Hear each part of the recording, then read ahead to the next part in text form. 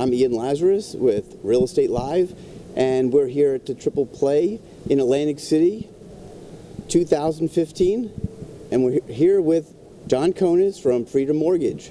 Welcome, John. Welcome, thank you. Look forward to being here, Ian. We're going to be talking a little bit about the mortgage industry and what are some of the current topics that are at the conferences. And there's a few things that are really important to the consumers today, because there's some laws that just changed in October that we're going to talk about. So why don't you introduce yourself, tell us a little about yourself, and let's start with that. Thanks, Ian. My name is John Coneys. I'm a branch manager of Freedom Mortgage, and I've been in the mortgage business for 20 to 25 years now. Time does fly by, kind of scary.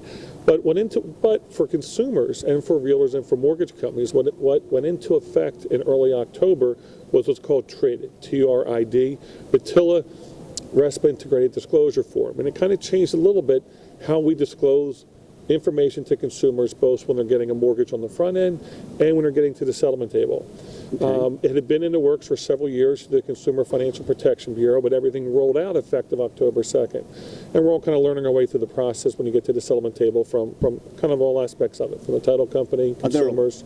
Is it a major overhaul, or is it just really 3 or 4 things? It really relates to how things are disclosed to the consumer and at what time in the process the financial numbers are disclosed to the consumer. Some things are very good, some things are not as good as what people were expecting it to be. Some of the good part is that the consumer now is getting their final closing form much more in advance prior to the settlement. So for all these decades, we would get questions from the consumer, hey, look, can I get a copy of my final numbers?